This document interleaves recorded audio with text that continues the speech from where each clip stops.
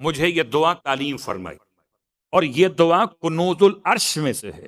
اس کو ہم کہہ سکتے ہیں دعائے کنز العرش، عرش کا خزانہ، کہ اس دعا کے کلمات عرش خدا سے جا کے ایسے لپٹ جاتے ہیں، الفاظ پیغمبر جیسے شہد کی مکھیاں تکے سے لپٹ جاتی ہیں. یہ دعا کے الفاظ کی اہمیت. دعائے اس میں کیا خاص بات؟ اس سے پہلے اس کے فضائل اتنے زیادہ ہیں. اللہ اکبر. فرماتے ہیں اگر کوئی انسان اس دعا کی تلاوت کرے، والدین ناراض تھے اولاد سے، تو اولاد والدین کو راضی کیسے کرے؟ والدین اگر زندہ ہوں تو ان سے ایکسکیوز کیا جا سکتا ہے. انتقال والدین کے بعد والدین کو راضی کرنا اعمال کے ساتھ اور اس دعا کے ساتھ. جو شخص یہ دعا پڑھے گا، خدا اس کے اور اس کے والدین کے درمیان کے معاملات کی اصلاح کر دے گا. اگر ناراض بھائی بھائی سے، بہن بھائی سے، شریک حیات رفیق حیات سے اپنے معاملات کو ٹھیک کرنا چاہیں، خدا ٹوٹے ہوئے دلوں کو جوڑ دے گا.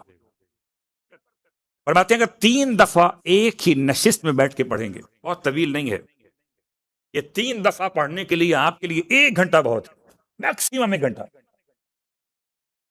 3 مرتبہ ایک ہی نشست میں بیٹھ کے پڑھے گا، 1 گو کے اندر، اور جو دعا مانگے گا، پیغمبر فرماتے ہیں کہ وہ دعا پلک جھپکنے سے پہلے پوری ہو جائے گی. دعائیں اللہ الرحمن الرحیم. اللہ کی طاقت سے. اور اب بڑی تیزی کے ساتھ وقت گزرتا ہے اور یہ مسئلے آگے بڑھ نہیں پاتے. حالت نماز میں ایک بڑا اہم مسئلہ اسی مبتلات نماز کے بارے میں، کہ اگر آپ کو سلام کر لے تو سلام کی کیا اہمیت یہ آپ کو معلوم. حالت نماز میں ایک وہ سلام ہے کہ جو آپ کو پڑھنا ہی پڑھنا ہے، اور ایک یہ سلام ہے کہ جو منحصر ہے کہ آپ کو سلام کیا گیا ہے تو اس کا جواب آپ کو دینا ہے. فرماتے ہیں کہ ضروری ہے کہ انسان نماز کی حالت میں کسی کو سلام نہ کرے. پہلی بات تو یہ ہے آپ کی ذمہ داری کہ آپ اگر کسی کو نماز پڑھتے ہوئے دیکھ رہے ہیں تو جان بوجھ کر کسی نمازی کو سلام نہ کرے. اللہ اکبر. یاد ہے نا حضرت ابو ذر نے پیغمبر کو سلام نہیں کیا. کیوں؟ کہ پیغمبر نماز نہیں پڑھ رہے تھے. کیا کر رہے تھے؟ ایک گفتگو میں مصروف تھے. بظاہر تو دہے کالمی بیٹھے ہوئے تھے، لیکن جبرائیل امین علیہ الصلوۃ والسلام بشکل بشر آئے ہوئے تھے. تو ابو ذر نے سمجھایا کہ اگر اللہ کے رسول کسی سے مخفیانہ پرائیویسی میں بات کر رہے ہو تو سلام نہ کرنا سلام کرنے سے زیادہ بہتر ہے. ایک مثال دی میں نے آپ کی خدمت میں. تو اگر کوئی عبد خدا خدا سے گفتگو کر رہا ہے، اگر مصطفیٰ اپنے صحابی سے بات کر رہے ہوں تو ابو ذر جیسا موالی سلام کو ایوائڈ کر رہا ہے. تو اگر کوئی آپ کے سامنے نماز کی حالت میں ہو تو عبد خدا اپنے رب سے بات کر رہا ہے، آپ بیچ میں اپنی سلام کی کیفیت کو لے کر آ گئے. ضروری ہے کہ انسان نماز کی حالت میں کسی کو سلام نہ کرے، اور اگر کوئی دوسرا شخص اسے سلام کرے تو ضروری ہے کہ جواب دے. ہم سلام نہ کرے کسی کو. ویسے تو تمام حالات میں سلام کی بڑی اہمیت، اٹھتے بیٹھتے سلام، یہاں سلام، وہاں سلام، آؤ سلام، جاؤ سلام، بیٹھو سلام. اتنا سلام کہ جنت یہی بن جائے. تو جنت میں سوائے سلام دعا کی اور کیا ہوگا؟ تو وہاں کا دل بہلانے کے لیے یہاں سے اپنے آپ کو عادی کر لی. لیکن حالت نماز میں اگر آپ کسی کو دیکھیں سلام نہ کریں، اور اگر کوئی آپ کو دے کے سلام کر لے اور آپ نماز پڑھیں تو سلام کا جواب دینا ضروری ہے. لیکن جواب سلام کی مانند ہونا چاہیے، یعنی ضروری ہے کہ اصل سلام پر کوئی اضافہ نہ ہو. مثلا جواب میں یہ نہیں کہنا چاہیے کہ سلام علیکم ورحمۃ اللہ وبرکاتہ، بلکہ احتیاط لازم کی بنا پہ ضروری ہے کہ اگر سلام کرنے والے نے علیکم یا علیکہ کو سلام کے لفظ سے پہلے نہ کہا ہو، کہو سلام علیکم، تو آپ بھی کہیں گے سلام علیکم. کہا سلام علیک، تو آپ بھی کہیں گے سلام علیک. علیکم اور علیکہ اگر سلام سے پہلے نہ ہو تو آپ پہلے نہیں لا سکتے، لیکن اگر پہلے ہو تو دونوں اختیار ہیں.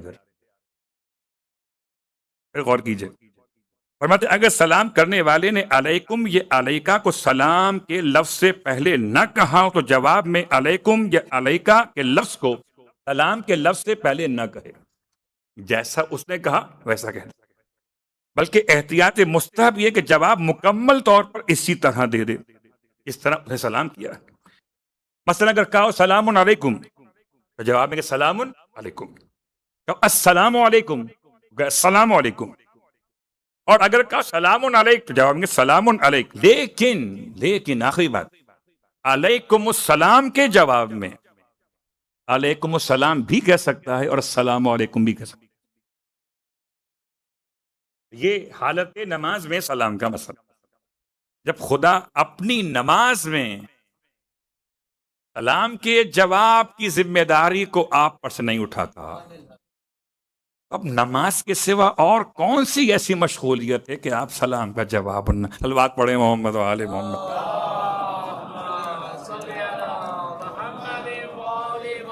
اور بھائی یہ بڑی تیزی کے ساتھ وقت گزرتا جا رہا ہے اور ہم آیت نمبر 16 سے لے کر آیت نمبر 23 تک، 16 سے 23 تک، یہ ساری آیتیں میں نے آپ کی خدمت میں سرنامے کلام میں پڑھی تھی. حوالہ کیا ہے؟ سورہ اعراف، 7واں سورہ قرآن مجید کا، اور واقعہ کیا ہے؟ حضرت آدم. ان ساری آیات کی ایک ابتدا ایک شخص سے ہے، اور ان ساری آیات کی انتہا ایک اور شخص کے ایک قول پر. حضرت آدم کے پورے واقعے میں پورا جو سینیریو بنا ہوا ہے اس میں 2 سے مسٹیکس ہوئی ہیں. شیطان سے غلطی گناہ ہوا اور حضرت آدم سے ترک اولا ہوا. ایسا ہے یا نہیں؟ حضرت آدم نے ترک اولا کے جواب میں کیا کہا، اور شیطان نے اپنی غلطی کے جواب میں کیا کہا. کل شیطان کی جو غلطی تھی سن لیا کہ شیطان نے قیاس کیا، جب خدا نے سجدے کا حکم دیا تو اس نے خدا کو چیلنج کیا کہ تو ظلم کر رہا ہے، تو نے مجھے آگ سے بنایا اور اس سے خاک سے بنایا ہے، بھلا آگ سے بنا ہوا خاک سے بنے ہوئے کو کیا سجدہ کرے؟ حالانکہ عجیب بات ہے، اگر قیاس بھی ہو تو کم از کم صحیح تو ہو. آگ اور خاک میں کیا فرق ہے؟ آگ خائن ہے، خاک امین ہے. آگ میں دانہ ڈالیے جل جائے گا، خاک میں چھپائیے نکھر جائے گا. ایک دیں گے آپ کو 70 واپس. صلوات پڑھے محمد و آل محمد.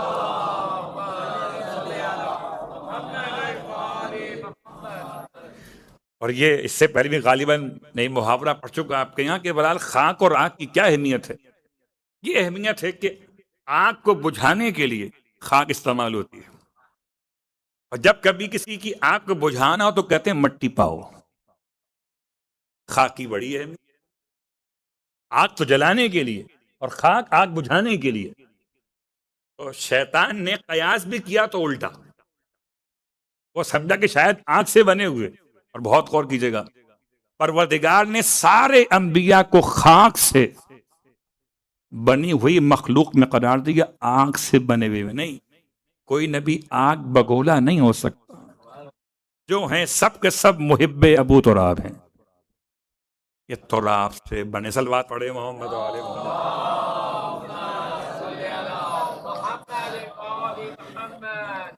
اور اب جب شیطان نے یہ بات کر دی تو پروردگار نے اسے اپنے بارگاہ سے نکلنے کا حکم دیا، اور جب اسے نکالا گیا تو نکلتے ہوئے اس نے کیا کہا؟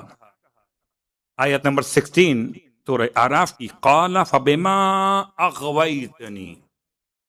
پورے قرآن مجید میں یہ جملہ 2 بار آیا، ایک سورہ الحجر میں اور ایک سورہ اعراف کے اندر. شیطان نے الزام خدا پہ رکھا.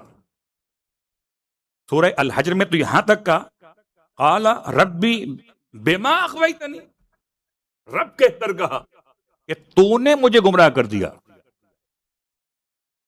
اب اس جملے کو میں آسان کرتا ہوں۔ اس وقت دنیا میں دو معاملات چل رہے ہیں۔ ایک عقیدہ یہ کہ جو کچھ بھی ہے اللہ کر رہا ہے، اور یہ نظریہ اتنا مضبوط ہو گیا ہے، اس سے پہلے بھی غالباً میں اشارے کر چکا ہوں، لیکن یہاں موضوع کے لحاظ سے ایسا پتا بھی نہیں گرتا کہ یہ مرضی ہے خدا کے بغیر، جو ہو رہا ہے سب اللہ کی مرضی سے ہو رہا ہے۔ یہ کچھ بادشاہوں کو بچانے کے لیے درباری ملاؤں نے عقیدہ بنایا، بھائی کیا کر سکتے ہیں، جو ہوتا ہے سب اللہ کی مرضی سے ہوتا ہے۔ بادشاہ نے قتل کروا دیا، مکان جلوا دیا، کہ جو ہوتا ہے سب اللہ کی مرضی سے ہوتا ہے۔ یہ کہاں سے آیا؟ یہ وہاں سے آیا۔ البتہ جب جو کچھ ہوتا ہے سب اللہ کی مرضی سے ہوتا ہے، یہ بات چلی کہاں سے؟ شیطان سے چلی ہے۔ شیطان نے اپنے عمل کو خدا سے جوڑ دیا، اور اسی واقعے میں آدم ہیں، جب ترک اولا ہوا، درخت کے قریب چلے گئے، اور آپ نے خدا کی بات پر غالباً اولویت کو چھوڑ کر اس عمل کو انجام دیا۔ پھر آپ کو جب اس کی طرف توجہ ہوئی تو کیا فرمایا؟ قال ربنا ظلمنا انفسنا۔ جو اپنے عمل کو اپنے آپ سے منسوب کرے وہ آدمی ہے، اور جو خدا پہ الزام رکھے وہ کل بھی شیطان تھا اور آج بھی شیطان۔ اور یہی بات سمجھانے کے لیے کہ اگر سارا کام خدا ہی کرتا ہے، جو کرتا ہے خدا کرتا ہے، پھر آؤ کریں یزید پہ لعنت، خدا کرتا ہے۔ صلوات پڑھیں محمد و آل محمد۔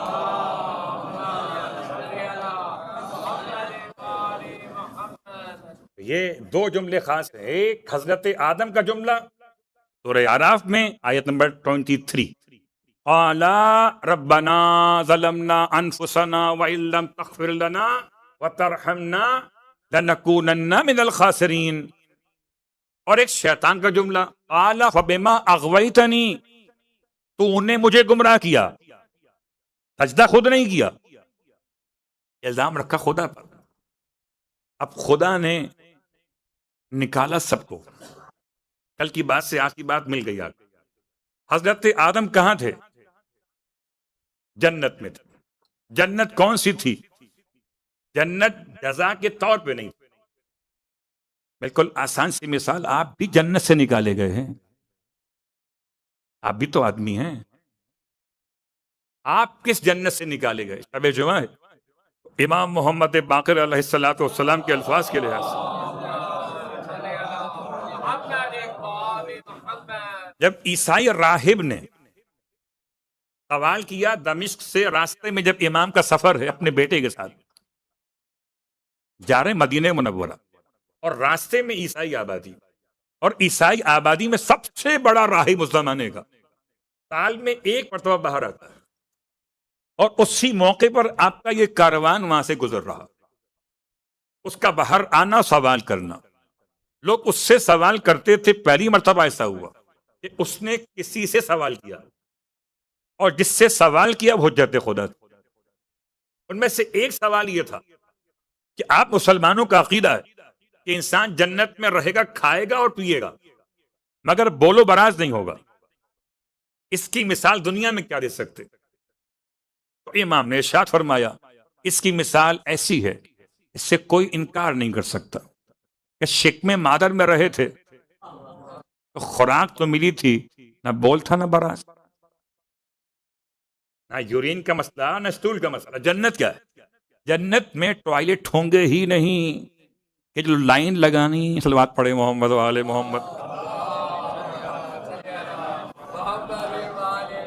بھئی جہاں جہاں لائن کا مسئلہ ہے وہ آپ سمجھ رہے ہیں۔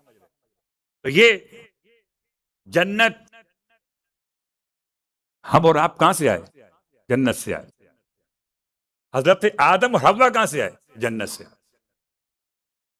اور بنے زمین کے لیے، جنت کا زمین کے اوپر۔ اب یہ پروردگار نے جو لفظ استعمال کیا جنت کے مسئلے میں، وہاں ان کو کیا مل رہا تھا؟ وہاں نعمتیں مل رہی تھیں، خوب کھا رہے تھے، پی رہے تھے، اور بدن پر لباس جنت تھا، اور جیسے ہی اس درخت کے قریب گئے یا اس پہ آپ نے چکھا اسے، ذاق الشجرہ، یہ بات یاد ہے کہ نہیں کون سی ہے؟ نہیں ارشادی ہے کہ نہیں تحریمی ہے؟ اگر نہیں تحریمی ہو تو گناہ کبیرہ ہے، اور نہیں ارشادی ہو تو ترک اولا ہے۔ نہیں ارشادی کی مثال کیا ہے؟ اگر ڈاکٹر آپ سے کہے کہ بھئی ذرا ٹھنڈا پانی کم پیجیے گا، آپ کو فلو ہو گیا ہے، آپ کو فیور بھی ہو رہا ہے، آپ کا گلا خراب ہو، تو ٹھنڈا پانی کم پیجیے گا، تو یہ نہیں تحریمی نہیں ہے، آپ پر ٹھنڈا پانی پینا حرام نہیں ہو گیا، لیکن اگر پی لیں گے تو فائدہ بھی نہیں ہوگا۔ یعنی یہ آپ کے بیماری کے شایانہ شان نہیں کہ آپ غلطی کریں۔ تو حضرت آدم علیہ السلام کے شایانہ شان یہ تھا کہ آپ وہ درخت کے پھل کو استعمال نہ کرتے، لیکن پہ استعمال کیوں کر لیا؟ شاید یہ پروردگار کی طرف سے ایک طریقہ سمجھانے کا رہا کہ اگر آدم سے یہ نہ ہوتا تو آدمی کو راستہ معلوم کیسے ہوتا، اور اگر یہ ترک اولا نہ ہوتی تو توبہ کا راستہ کھلتا کیسے؟ تو ترک اولا ہوئی تاکہ توبہ کا راستہ کھولا جائے۔ جب توبہ کا راستہ کھولا گیا تو آل محمد کے ناموں کی برکت سے اگر آدم کی توبہ قبول ہوئی تو آدمی کی بھی ہو جائے گی۔ تو راستہ کھولا گیا سمجھانے کے لیے، ورنہ آدم نہیں ارشادی ہے۔ اب شیطان نے تو قسم کھائی تھی، ہوا کیوں؟ بہت غور کیجئے گا، حضرت آدم بہت سیدھے سادے تھے، بہت شریف انسان تھے، مگر شریف عربی کے شریف، پاکستان کے نہیں، بہت شریف انسان تھے۔ اب اتنے شریف انسان تھے کہ انہوں نے کسی کو جھوٹی قسم کھاتے ہوئے دیکھا نہیں تھا، اور شیطان نے تاریخ کائنات میں سب سے پہلے جو قسم کھائی گئی تو قسم سچی نہیں کھائی گئی، جھوٹی کھائی گئی۔ اور قسم کھانے والا کون ہے؟ یاد رکھیے، جھوٹی قسم کھا کے آپ کو راستہ بتائے وہ کل بھی شیطان تھا اور آج بھی شیطان ہے۔ تو قسموں میں نہ پڑیے، قسمت کے ساتھ چلیے کہ خدا نے ہر انسان کے لیے راستہ ہدایت کا آسان کیا۔ اس نے کیا کہا کہ اگر آپ یہ پھل کھا لیں گے تو آپ دونوں ہو جائیں گے فرشتے، اس لیے اللہ نے آپ کو منع کیا کہ آپ فرشتے نہ ہو جائیں، آپ کو تو انسان بننا ہے۔ کیا انداز ہے! شیطان کے ایسے ہیلے اور بہانے ہوتے ہیں کہ مولوی کو مولوی بن کر بہکاتا ہے۔ اب باقی آپ فصلوات پڑھے ہوں، سمجھ لیجیے۔ اللہ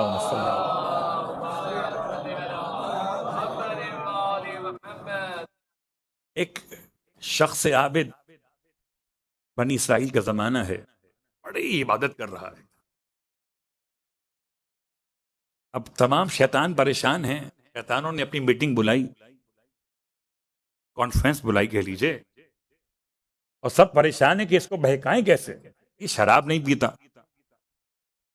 یہ حرام نہیں کھاتا، یہ گانے نہیں سنتا، یہ غیبت نہیں کرتا، تو اس کو بہکائیں تو راستہ کون سا ہو؟ اللہ اکبر۔ ایک شیطان نے کہا میں اس کو بہکاؤں گا۔ ابلیس نے پوچھا کیسے بہکائے گا؟ کہ میں نمازی بن کے بہکاؤں گا۔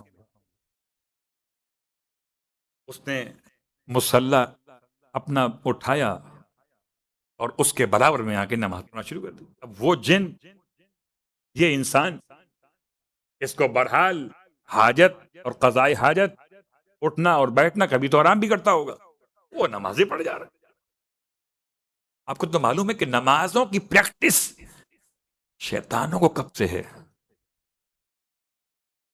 اتنی ساری پڑھی اس نے نمازیں کہ وہ جو بیچارہ نمازی تھا اصل میں کنفیوز ہو گیا، اصل نمازی کنفیوز ہو گیا، اپنی نماز روک کے بیٹھ گیا۔ اس سے پوچھے، اب یہ اس کو دیکھ کر اور اپنی نمازوں کو مزید لمبا کر رہا تھا۔ نماز کو اینڈ کیا تو اس نے پوچھا بھائی کیا ماشاءاللہ آپ متقی پرہیزگار، قربان جائیں آپ، یہ بتائیے مقام آپ کو حاصل کیسے ہوا؟ شیطان نے ہاتھ رکھا نفس پر۔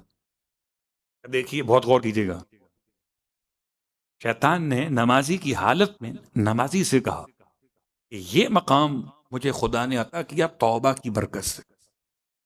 توبہ توبہ کیا ہوتی ہے بھائی؟ جس نے گناہ نہ کیا ہو اسے توبہ کے بارے میں کیا معلوم ہوگا؟ تو کتنی اہمیت ہے لفظ توبہ کی، اس کا مس یوز کیسے ہو سکتا ہے؟ شیطان نے اس سے کہا بھی میں بڑا گناہگار تھا، مجھ سے زنا ہو گیا، اور زنا کے بعد میں نے ایسی توبہ کی کہ مجھے خدا نے یہ مقام عطا کیا. اب نمازی نے پلٹ کے پوچھا میں اس مقام تک کیسے پہنچوں؟ کا راستہ کلیئر ہے جیسے میں پہنچا ہوں. اللہ اکبر. اب مجھے بتائیں، جس نے کبھی زنا نہ کیا ہو وہ زنا کی توبہ کیسے کرے گا؟ اور جب توبہ نہیں کرے گا یہ مقام کیسے ملے گا؟ تو اس کا مطلب ہے کہ انڈائریکٹلی شیطان نے اسے نمازی ہونے کے باوجود زنا پہ تیار کر دیا. خالی تیار نہیں کیا بلکہ ایڈریس بھی دیا. عجیب بات ہے، یہ نکل کے اپنے عبادت گاہ سے اس آبادی میں پہنچا کہ جہاں کا ایڈریس اس کو شیطان نے دیا. خاتون سے ملاقات ہوئی گناہ میں، ایک نام تھا اس زمانے میں اس خاتون کا. اس عابد کو سب جانتے تھے کہ یہ پہاڑوں پہ رہتا ہے، یہ تو اللہ والا ہے، اس کا کیا تعلق ہمارے گھر سے؟ گناہگار عورت نے اسے کہا کہ آپ یہاں کیسے آ گئے؟ کہ میں گناہ کے لیے آیا ہوں تاکہ توبہ کر سکوں. یہ آپ سے کس نے کہا؟ ایک نمازی دیکھ کر آیا ہوں، اتنا بڑا نمازی بن گیا اس عمل کی برکت سے. اللہ ہے گناہ کے بعد توبہ کی برکت سے. میں چاہتا ہوں کہ میں اس مقام پر پہنچوں. گناہگار عورت. اب سوچئے گا، کبھی کبھی ہم سمجھتے ہیں شاید کہ کوئی عورت اچھا مشورہ کیا دے گی، عورت ہے نا. اس خاتون نے جو زنا میں مشہور تھی، اس عابد سے کہا ضرور وہ شیطان ہوگا، اس نے تم جیسے پرہیزگار کو میرے پاس بھیج دیا. اللہ اکبر. کہا تجھے اس سے کیا مطلب؟ کہا ایک مرتبہ میری درخواست ہے، اب جا کے اس سے مل کر آئیے کہ وہاں پر ہے کہ نہیں ہے، میں یہاں موجود ہوں. اللہ اکبر. اب عابد جب پلٹ کے گیا تو نہ مسلح تھا نہ نمازی. خدا نے اس ایک مشورے کی برکت سے اس خاتون کے سارے گناہ بخش دیے. اس نے ایک نفس کو گناہ سے بچا لیا، اس نے ساری انسانیت کو گناہ سے بچا لیا.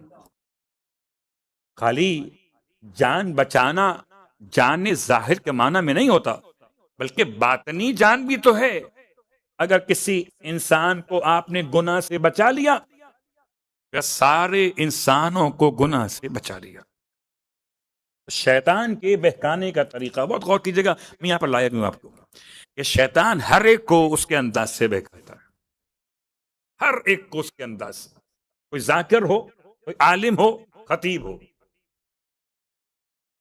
کوئی نمازی ہو، پرہیزگار ہو، روزہ گزار ہو، کوئی قاری قرآن ہو، کوئی تاجر ہو، کوئی طالب علم ہو، ہر ایک کو اس کے اعتبار سے، اس کے مزاج کے لحاظ سے بہکاتا ہے. تو شیطان نے حضرت آدم کو کیسے بہکایا؟ کہ میں آپ کو بتاتا ہوں، خاص راز کی بات ہے، خدا نے اس لیے منع کیا ہے. اب چونکہ حضرت آدم یہ تو جانتے ہیں نا کہ شیطان پرانا فرشتوں میں بیٹھنے والا ہے، اس لیے منع کیا کہ اگر آپ نے یہ پھل کھا لیا تو آپ ہمیشہ کے لیے فرشتے بن جائیں گے، یا ہمیشہ کے لیے جنت میں رہ جائیں گے، اور خدا آپ کو زمین پر بھیجنا چاہتا ہے تو کھا لیجئے. اور میں تو قسم کھاتا ہوں آپ کے لیے کہ میں آپ سے نصیحت کر رہا ہوں، آپ سے بڑی محبت ہے مجھے. نصیحت کسی کی جاتی ہے؟ ایک لہجے کے لیے حضرت آدم دشمنی بھول گئے کہ شیطان ہی واحد تھا جس نے سجدے سے انکار کیا تھا اور اس کی باتوں میں آ گیا. اور جیسے ہی آپ نے وہ خوشہ گندم کو نوش کیا تو آپ کے لباس جنت آپ کے بدن سے الگ ہو گئے. اب ایک پیغام یہ بنا کہ اگر خدا اپنی جنت میں بلانا چاہتا ہے تو لباس کی اہمیت، بدن کے چھپانے کی بڑی اہمیت، جو لباس انسان سے دور کر رہا ہے وہ معاشرہ جنت کا تو ہو سکتا ہی نہیں۔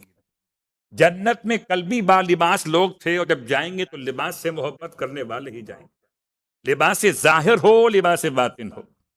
لباس ظاہر تو اپنے بدن کو چھپانا، جو چھپانا واجب ہے، اور لباس باطن تقوی پروردگار۔ صلوات پڑھیں محمد والے محمد۔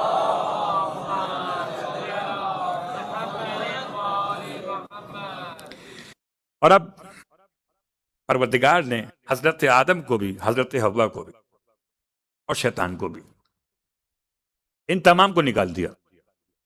شیطان تو نکلا خدا کی بارگاہ سے راندے درگاہ ہو کر، اور انہیں اتارا زمین کے اوپر۔ اب روایت امام صادق علیہ الصلوۃ والسلام کے اعتبار سے یہ جنت کہاں پر؟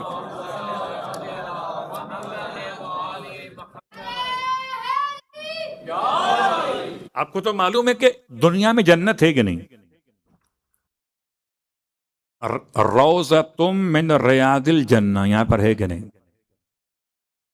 اللہ کے رسول کے حرم میں، جنت البقیع میں، جنت المالا میں، مسجد کوفہ میں، نجف اشرف میں، کاظمین و سامرہ اور مشہد میں، اور کربلا تو پوری کی پوری جنت ہے۔ جب کربلا پوری کی پوری جنت ہے تو کوئی جنت تھی جہاں آدم رہے تھے؟ اب اللہ نے جو لفظ کو استعمال کیا کہ نیچے اتر جاؤ، تو نیچے اترنے کا مطلب مکان سے یا مقام سے، مقام سے۔ اب تک یہاں رہ رہے تھے، کھانا پینا فری مل رہا تھا، اس مقام سے نیچے اتر جاؤ۔ مثال دیتا ہوں آسان سی، مکان اور مقام میں کیا فرق ہے؟ امام بارگاہ علی رضا، جب آپ آتے ہیں تو اوپر سیڑھیاں چڑھتے ہیں، یہاں تک آتے ہیں، جب واپس جاتے ہیں تو دونوں کام ہو جاتے ہیں۔ آپ مکان سے بھی اتر جاتے ہیں اور مقام سے بھی اتر جاتے ہیں۔ کیا مطلب؟ فرش عزا سے فرش پہ آ جاتے ہیں اور بلندی سے نیچے آ جاتے ہیں۔ لیکن حضرت آدم والے کیس میں یہ بلندی سے اترنا نہیں ہے، جنت اوپر نہیں تھی، یہ بالکل ایسے جیسے کوئی باغ سے باہر نکل جائے۔ صلوات پڑھیں محمد والے محمد۔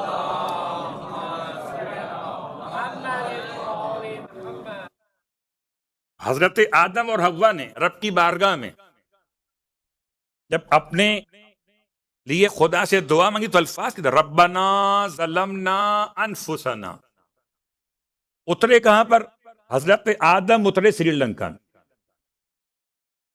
تراندیپ بھی سے کہا گیا پہلے کے زمانے میں، ہو سکتا ہے اختلاف ہو، اسلامی روایات کے لحاظ سے دونوں اترے عرفات کے میدان میں۔ یوں کہیے ایک پہاڑی صفا پر اور ایک پہاڑی مروہ پر، حوا مروہ پر یا جدہ میں، آدم سری لنکا میں یا صفا پہاڑی پر۔ دونوں کی ملاقات کیا ہوئی؟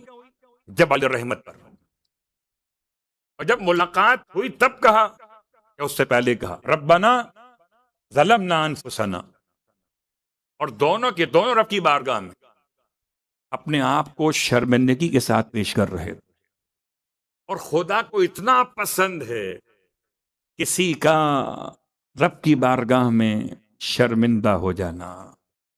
اللہ اکبر، کسی اور کے سامنے آپ شرمندہ ہو جائیے تو وہ اکڑ جاتا ہے، آپ کسی کے سامنے گڑ گڑائیے تو وہ اور زیادہ آپ پر غصہ کرتا ہے، اور رب کی بارگاہ میں جتنا گڑ گڑائیے وہ اتنا محبت کرتا ہے۔ یعنی یوں سمجھ لیجیے جس کا حسین ایسا ہے کہ گرنے والے کو اٹھا لیتا ہے، اس حسین کا خدا کیسا ہو۔ ایک مرتبہ انسان خدا کی بارگاہ میں اپنے گناہوں پر نادم تو ہو، اور چونکہ ان آیات میں شیطان نے بڑا ٹارگٹ پروردگار کی بارگاہ میں رکھا اپنا، پہلے تو پروردگار سے زندگی مانگی، اور زندگی مانگنے کے بعد اس نے کہا کہ میں 4 سمتوں سے آ سکتا ہوں، اور آؤں گا، ضرور آؤں گا، دائیں سے، بائیں سے، سامنے سے، پیچھے سے۔ حضرت آدم نے فریاد کی پروردگار یہ 4 سمتوں سے آئے گا، کبھی اگر اس شیطان کے مسئلے کو آپ غور سے پڑھنا چاہیں دعا کی شکل میں، تو دعائے صحیفہ کاملہ دعا نمبر 25 پڑھیے گا. شب جمعہ ہے، عظمت والدین کی بات نہیں کر رہا، تربیت اولاد کے چیپٹر میں یہ دعا ہے. اور سب سے زیادہ خطرہ وہ شیطان سے ہے جو انسان کے مال میں شریک ہو جاتا ہے، انسان کی اولاد میں شریک ہو جاتا ہے. آدم علیہ السلام کو بڑی فکر تھی، بہت روئے، پروردگار یہ سب چاروں طرف سے آئے گا، اولاد کہاں جائے گی؟ فرمایا آدم 2 سمتیں ہماری ہیں، ایک آسمان کی طرف، ایک زمین کی طرف. کوئی اگر ہاتھ اٹھا کر دعا کر لے گا، کوئی سر جھکا کے سجدہ کر لے گا، ہاتھ اٹھا کے شب جمعہ ربنا اغفر لی، یا رب اغفر لی، ربنا ظلمنا، یا لا الہ الا انت سبحانک انی کنتو من الظالمین، میں ہوں کنتو ظالمین میں سے. ظالمین کا مطلب زیادتی کرنے والے اپنے نفس پر، حکم پروردگار میں، اپنے گھر والوں. اب انسان جب رب کی بارگاہ میں کہے گا تو پروردگار نے جواب بھی دیا ہے. حضرت یونس کا واقعہ، جناب آدم کا واقعہ. جب آپ نے توبہ کی فتاب علیہ، مگر کلمات اللہ نے آدم کو عطا کی ہے. اور کلمات کیا تھے، اس پر بات کل آئے گی. آج ان کلمات پہ بات کو روکتے ہوئے اب ہم آتے ہیں. کل آپ کی خدمت میں دعائے اشارات بیان کی تھی، اور دعائے اشارات کو اشارات کیوں کہتے ہیں، اور کون سے امام سے روایت ہے، اور کب پڑھنی چاہیے، یہ تمام باتیں کل آ چکی ہیں. اس کے الفاظ کو بیان کرنے کا وقت تھا نہیں. میں نے خلاصہ کیا کہ 18 ایسے کلمات ہیں کہ جن کی تکرار ہے 10 مرتبہ، حتیٰ کہ لفظ آمین کی تکرار بھی 10 مرتبہ ہے. صرف قل هو اللہ احد کی تکرار بھی 10 مرتبہ ہے. دعائے اشارات اور دعائے اشارات کے سارے فوائد میں نے بیان کیے تھے مختصر. اور اب ایک اور عظیم الشان دعا، اس دعا کا نام دعائے یستشیر ہے. اس کے چوتھے سینٹنس میں آ کر یہ نام ملے گا آپ کو، یستشیر. اس لفظ کا ترجمہ کیا ہے؟ ترجمہ ہے خدا اپنی مخلوقات میں کسی سے مشورہ نہیں لیتا، خدا کا کوئی ایڈوائزر نہیں ہے. یستشیر، خدا اپنی مخلوقات میں سے کسی سے مشورہ نہیں لیتا. اور اسی ایک لفظ کے لحاظ سے اس پوری دعا کا نام، گرچہ یہ دعا امام جعفر صادق علیہ الصلوۃ والسلام سے اور آپ نے اپنے آباء و اجداد کا حوالہ دیتے ہوئے اس دعا کو ملایا مولائے کائنات سے، اور مولائے کائنات کے الفاظ کی اللہ کے رسول نے مجھے یہ دعا تعلیم فرمائی. اور یہ دعا کنوز العرش میں سے ہے. اس کو ہم کہہ سکتے ہیں دعائے کنز العرش، عرش کا خزانہ. کہ اس دعا کے کلمات عرش خدا سے جا کے ایسے لپٹ جاتے ہیں، الفاظ پیغمبر، جیسے شہد کی مکھیاں تکے سے لپٹ جاتی ہیں. یہ دعا کے الفاظ کی اہمیت. دعائے یستشیر، اس میں کیا خاص بات؟ اس سے پہلے اس کے فضائل اتنے زیادہ ہیں، اللہ اکبر. فرماتے ہیں اگر کوئی انسان اس دعا کی تلاوت کرے، والدین ناراض ہے اولاد سے، تو اولاد والدین کو راضی کیسے کرے؟ والدین اگر زندہ ہوں تو ان سے ایکسکیوز کیا جا سکتا ہے. انتقال والدین کے بعد والدین کو راضی کرنا اعمال کے ساتھ اور اس دعا کے ساتھ. جو شخص یہ دعا پڑھے گا، خدا اس کے اور اس کے والدین کے درمیان کے معاملات کی اصلاح کر دے گا. اگر ناراض بھائی بھائی سے، بہن بھائی سے، شریک حیات رفیق حیات سے اپنے معاملات کو ٹھیک کرنا چاہیں، دعائے یستشیر پڑھیں، خدا ٹوٹے ہوئے دلوں کو جوڑ دے گا. دعائے یستشیر کی کیا برکت؟ فرماتے ہیں اگر 3 دفعہ ایک ہی نشست میں بیٹھ کے پڑھیں گے، بہت طویل نہیں ہے یہ، 3 دفعہ پڑھنے کے لیے آپ کے لیے 1 گھنٹہ بہت ہے، میکسیمم 1 گھنٹہ. 3 مرتبہ ایک ہی نشست میں بیٹھ کے پڑھے گا، ون گو کے اندر، اور جو دعا مانگے گا پیغمبر فرماتے ہیں کہ وہ دعا پلک جھپکنے سے پہلے پوری ہو جائے گی. دعائے یستشیر. فرماتے ہیں اگر مقروض سے پڑھے تو قرضہ ادا ہو جائے، بیمار کے سرہانے پڑے شفا مل جائے، اور اگر خاتون کی ڈیلیوری کے لیے پرابلمز ہو رہی ہوں تو اس دعا کی برکت سے خدا اس کی تمام مشکلات کو آسان کر دیتا ہے. واقعاً ایک کے بعد ایک اس دعا کی برکتیں، اور سوال کرنے والے ایک نہیں ہیں. اس دعا کے بارے میں کچھ سوال مولائے کائنات نے کیے، کچھ سوالات ابی بن کعب الانصاری نے کیے، اور کچھ سوالات جناب سلمان محمدی نے کیے، اور پیغمبر نے ہر ایک کے جواب میں دعا کے فضائل کو بیان کرنا شروع کیا. اتنے فضائل بیان کیے. فرماتے ہیں مجھے خوف ہے کہیں لوگ عمل نہ چھوڑ دیں اس دعا کو تھامنے کے بعد. اگر کوئی انسان گناہ کبیرہ کرنے کے بعد دعا پڑھ لے تو خدا اس کے گناہ کبیرہ بخش دیتا. ارشاد فرماتے ہیں اللہ کے رسول یہ 40 شب جمعہ اگر پڑھو گے تو پروردگار تمہارے اور اس کے درمیان اور تمہارے اور بندوں کے درمیان جتنے معاملات گناہ کے ہیں سب کی اصلاح کر دے گا. اگر آپ شروع کرتے ہیں اس شب جمعہ سے تو آپ چلیں گے اب رجب کی شب جمعہ تک 40 شب جمعہ دعائے یستشیر کی تلاوت. اس میں کمال یہ ہے کہ وہاں میں نے بیان کی 18 کلمات تھے، یہاں پر جو کلمات ہیں 15 ہیں درمیان میں، اور 15 کلمات میں بالکل خدا سے بات چیت ہے. انت السید وانا العبد، انت المالک وانا المملوک، انت الغنی وانا الفقیر، انت العالم وانا الجاہل، انت الحلیم وانا العجول. اس طرح کے سارے کلمات میں بالکل تو اور میں. جو حضرت جبرائیل امین کا مسئلہ تھا، انہیں کون بتاتا کہ پروردگار کون ہے، جبرائیل کون ہے؟ یہاں تو سرکار بتا کے گئے کہ تو کون، رب کون ہے. ابھی اللہ سے اس طرح بات کرنے کا جو مزہ ہے، سبحان اللہ. یا مناجات مولائے کائنات علی ابن ابی طالب علیہ الصلوۃ والسلام میں آپ پڑھتے ہیں مناجات میں مولایا یا مولایا، اور یہاں اس لفظ کی تکرار نہیں ہے. انت المالک وانا العبد، انت الرب وانا العبد. یہ کبھی تو زندگی میں اس دعائے یستشیر کو پڑھیے. اس سے پہلے اگر پڑھتے ہو تو ماشاءاللہ سبحان اللہ، اور نہ پڑھتے ہو صبح اور شام. امام فرماتے اللہ کے رسول نے مجھ سے کہا اسے یاد کر لوں، ہر مشکل میں پریشانی میں پڑھوں اسے میں، اور میں اپنے جانشینوں کو یہ دعا تعلیم کر دوں، اپنے موالیون کو، اپنے شیعان کو یہ دعا تعلیم کر دوں. تو دعائے یستشیر کی تعلیم پر اتنی زیادہ